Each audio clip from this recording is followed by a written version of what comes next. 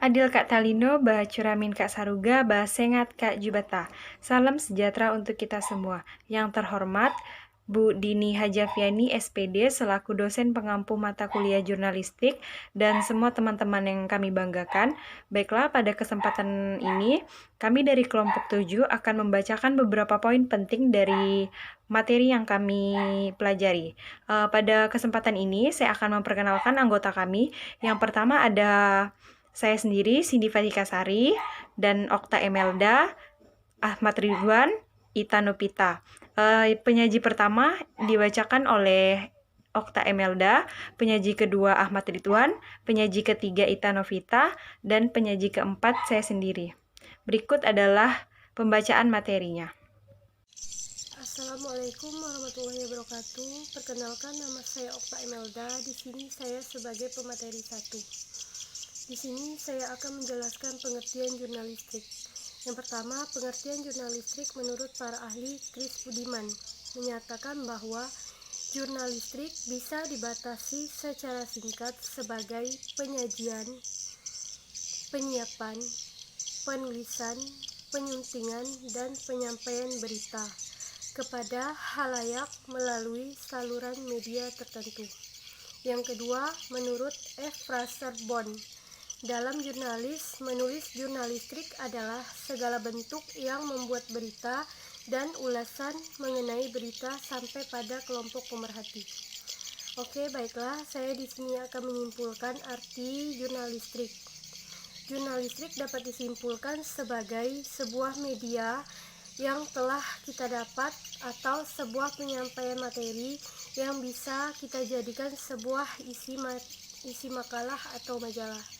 Sekian dari saya akhiri. Wassalamualaikum warahmatullahi wabarakatuh, dan dilanjutkan pemateri kedua. Assalamualaikum warahmatullahi wabarakatuh. Saya perkenalkan, nama saya Ahmad Ridwan, kelas B pagi.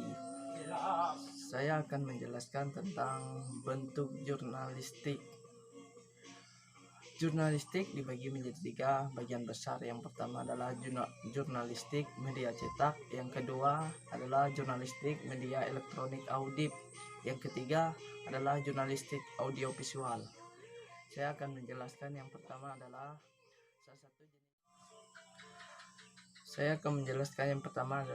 jurnalistik media cetak. Adalah satu jenis jurnalistik berdasarkan media publikasi dan jurnalistik yang dipraktikkan di media koran atau majalah. Yang kedua adalah jurnalistik elektronik audit. Penjelasannya adalah jurnalistik media elektronik audit adalah jurnalistik seperti radio siaran. Yang ketiga adalah jurnalistik audiovisual. Jurnalistik audiovisual adalah jurnalistik televisi, siaran, dan jurnalistik media online.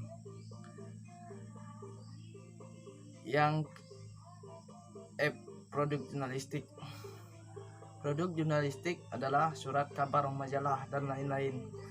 Produk dibagi menjadi 3 kelompok besar, yaitu yang pertama adalah berita langsung, yang kedua berita menyeluruh, yang ketiga adalah berita mendalam, yang keempat adalah laporan mendalam, yang kelima adalah berita penyelidikan, yang keenam adalah berita khas, yang ketujuh adalah berita gambar. Sekian penjelasan dari saya. Terima kasih. Assalamualaikum warahmatullahi wabarakatuh. Perkenalkan, nama saya Ita Nupita. Di sini saya akan menjelaskan tentang pengertian bahasa jurnalistik. Menurut Profesor F.O. Jowasito, bahasa jurnalistik adalah bahasa komunikasi massa sebagai tampak dalam harian-harian dan majalah. Menurut Rosihan Anwar, bahasa jurnalistik adalah bahasa komunikasi massa sebagai tampak dalam harian-harian dan majalah-majalah. Dan ada juga menurut Wonohito, bahasa jurnalistik adalah satu ragam bahasa yang digunakan wartawan yang memiliki sifat-sifat singkat, padat, sederhana, lancar, jelas, lugas, dan menarik. Sekian dari saya. Wassalamualaikum warahmatullahi wabarakatuh. Saya akan membacakan materi selanjutnya, perkembangan jurnalistik.